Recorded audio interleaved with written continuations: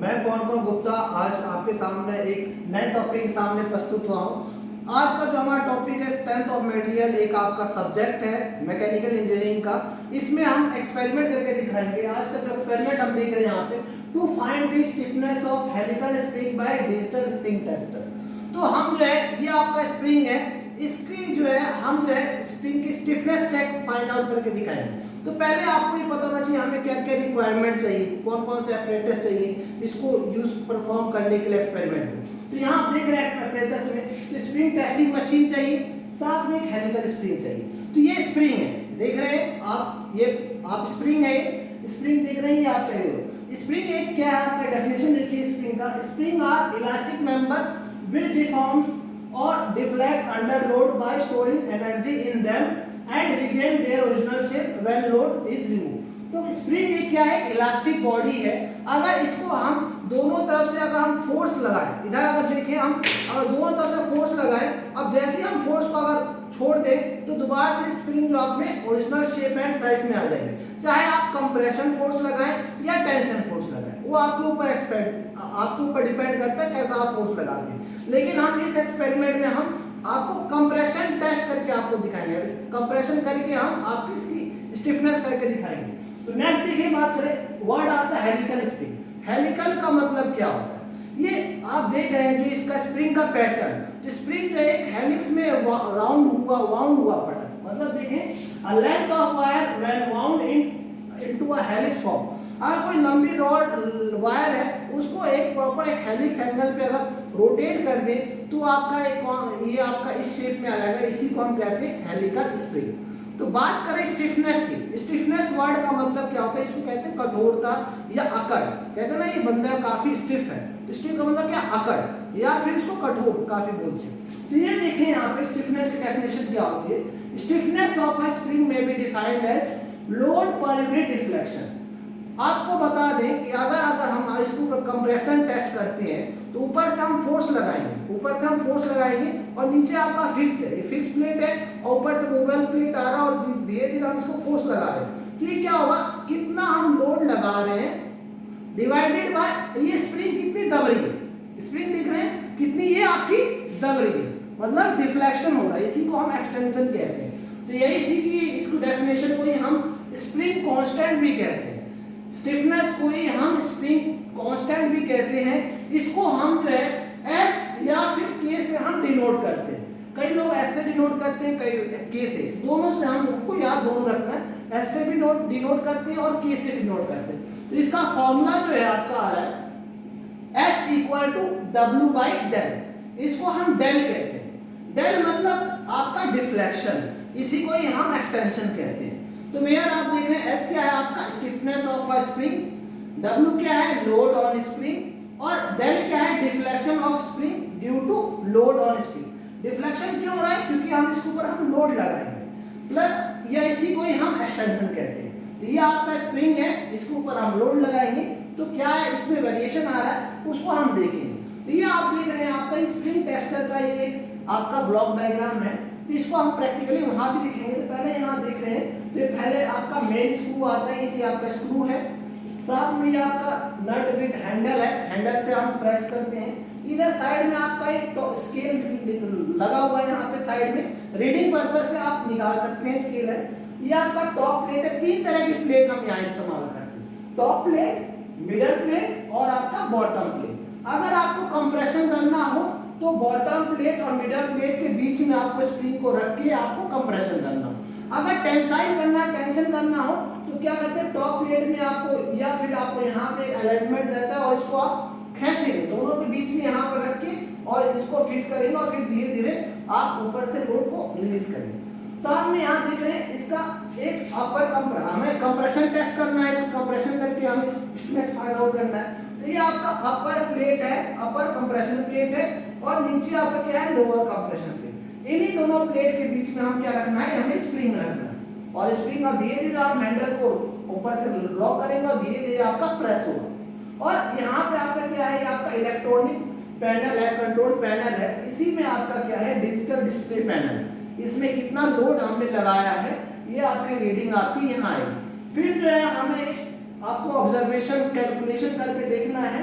ये आपका serial number है, टेबल बनाना है, लोड कितना लोड अप्लाई किया है, साथ में एक्सटेंशन कितनी, ये कितने लोड पे कितना एक्सटेंड कर रहा है, साथ में ये स्टिफनेस, तो स्टिफनेस का फॉर्मूला है W/del।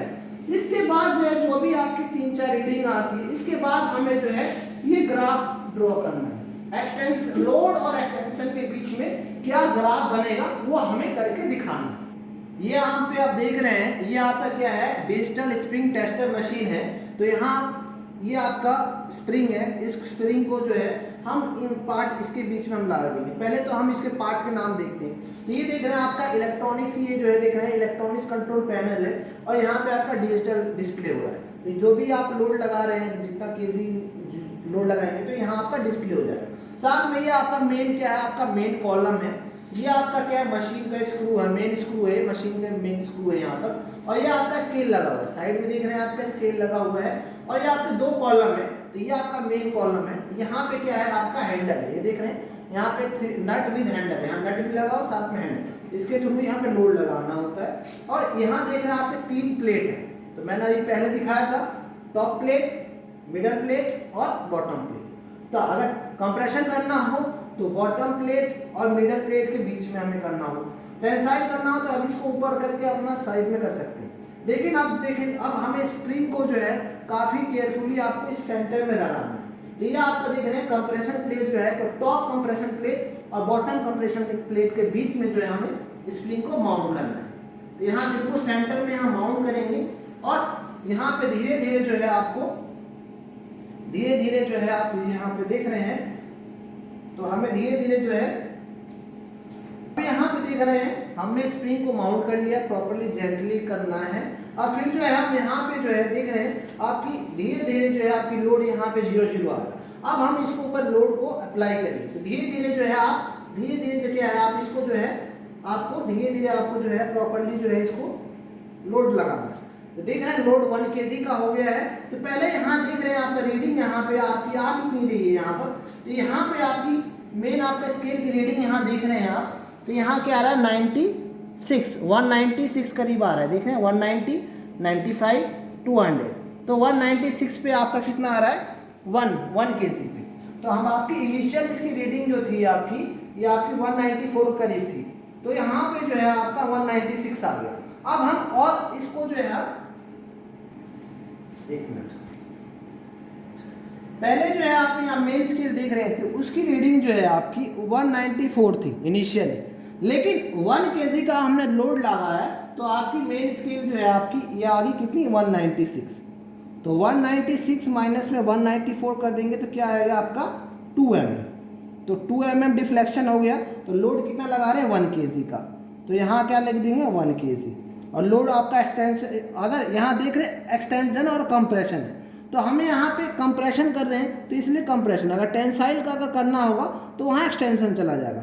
तो यहाँ पे आपका जो देख रहे हैं आपका कितना आपका यहाँ पे आया आपका डिफ्लेक्शन 2 mm का, तो यहाँ 2 mm आपने लिख दिया। इसी तरह से हम और 2-3 रीडिंग लेते हैं और हम लोड अप्लाई करके चेक करते हैं। तो धीरे धीरे और जो है यहाँ पे हैंडल को अपनी तरफ से और इसको कंप्रेस करेंगे, धीरे धीरे लोड अप्लाई करेंगे। यहाँ देख रहे हैं जैसे ही आपका 2 kg का लोड आ जाएगा आप तुरंत रोक देंगे उसको।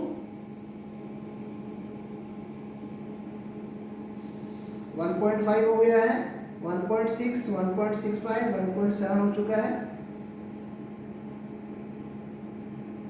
1.9 हो गया। जैसे ही अब 2 पे आएगा तुरंत आपको रोक देना है। देख रहे हैं आपका 2 kg का लोड लग चुका है। और यहाँ पे आप देखिए स्केल पे तो कितना आ रहा है, यहाँ पे स्केल देख रहे हैं 95, 96, 97 और 98। तो 198 करीब आ रहा है। तो इसको रीडिंग को जो है हमने जो रीडिंग लिया है अब उसको जो है हम यहाँ पे दोबारा से इस ऑब्जर्वेशन टेबल में हम लिख लेंगे। तो आपका 2 kg का लोड आ रहा है, तो वहाँ पे 96 था, तो पहले आपका 94 था, 96 था, अब 98 आ। तो यहाँ देख रहे हैं आपका 96 पहले था, अब आपका कितना आ गया 98। तो 198 में से आप माइनस कर देंगे तो कितना आया 2 mm। तो लीनियरली आपका जो है एक्सटेंशन आ रहा है, 2 mm का भी इसमें भी एक्सटेंशन हो रहा है। फिर जो है आप देखिए फिर दोबारा से हम इसी जो है दोबारा से हम जो है इनिशियली यहाँ पे हम दोबारा से हम करेंगे। तो और लोड हम यहाँ लगाएंगे धीरे धीरे, और लोड लगाएंगे यहाँ पे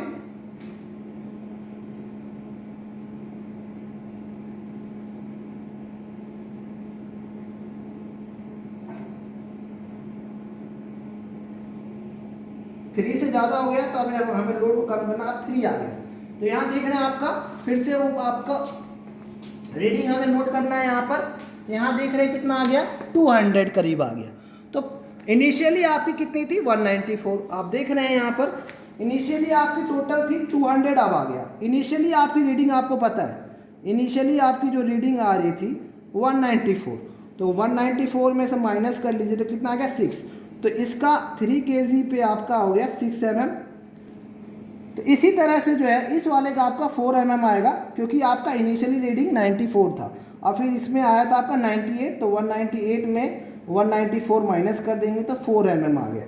तो हमें जो है इसको अब दोबारा से हम जो है वहाँ पे आपको बोर्ड पे दिखाएंगे रीडिंग को और ग्राफ्स को शो करके दिखाएंगे। इस अभी जो है हमने वहाँ पे आपको स्पिन टेस्टर मशीन पे हमने रीडिंग देखा था। अब हमने इस रीडिंग को जो है हम जो है इस टेबल में जो है हम यहाँ पे पुट कर देंगे। तो हमने वहाँ देखा था, हमने 1 kg जब अप्लाई किया था लोड तो आपका 2 mm करीब एक्सटेंशन आ रहा है।